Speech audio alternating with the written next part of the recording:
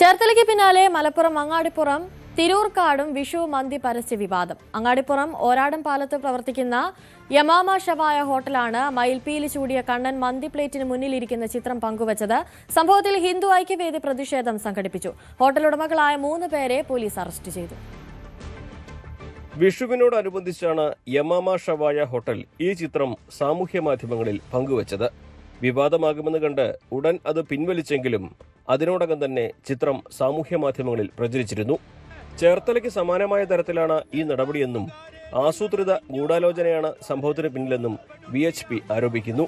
VHP നേതൃത്വം ഇക്കാര്യങ്ങൾ ചൂണ്ടിക്കാട്ടി മലപ്പുറം SP-ക്ക് പരാതി നൽകി. ഇത് തീർച്ചയായും ഹിന്ദു വിശ്വാസത്തിന്റെ നേരെ ഉള്ള ഒരു അവഹേളനമാണ്, ഒരു വെല്ലുവിളിയാണ്. ഹൈന്ദവ വിശ്വാസങ്ങളെ അവഹേളിക്കുന്ന തരത്തിലുള്ള ഇത്തരം പരസ്യങ്ങൾ ഉണ്ടാവാൻ പാടില്ല. അത്തരം പരസ്യങ്ങൾ പ്രദർശിപ്പിക്കുന്ന ഹോട്ടലുകൾ ഇവിടെ നടക്കാൻ പാടില്ല. ഇതൊരു ഹിഡൻ അജണ്ടയായിട്ടാണ് കേരളത്തിൽ നടപ്പാക്കിക്കൊണ്ടിരിക്കുന്നത്. ഇതിന് വ്യക്തമായിട്ടുള്ള ഒരു തീരുമാനം ഓൾ കേരള ഹോട്ടൽ അസോസിയേഷനാണ് ഇതിനുള്ളൊരു നടപടി എടുക്കേണ്ടത്. അവരിതിന് തീർച്ചയായിട്ടുള്ളൊരു നടപടി എടുത്തിട്ടില്ലെങ്കിൽ വിവിധ സമര പരിപാടികളുമായിട്ട് മുന്നോട്ട് പോകേണ്ടി വരും ഹിന്ദു സംഘടനകൾക്ക്. ഇതിനകം തന്നെ വിഷയം ശ്രദ്ധയിൽപ്പെട്ട പോലീസ് സ്വമേധയാ കേസെടുത്തിരുന്നു. പിന്നാലെ യമാമ ഷവായ ഉടമയടക്കം 3 പേരെ മങ്കട പോലീസ് അറസ്റ്റ് ചെയ്തു. പൂക്കോട്ടൂർ സ്വദേശി മുസ്തഫ, ഷാഹുൽ ഹമീദ്, ഏറാന്തോട് സ്വദേശി മുഹമ്മദ് ഷാഹിൽ എന്നിവരെയാണ് മങ്കട പോലീസ് അറസ്റ്റ് ചെയ്തത്. മതസ്പർദ്ധ വളർത്തിയതിനെതിരെയാണ് ഇവർക്കെതിരെ കേസെടുത്തിരിക്കുന്നത്.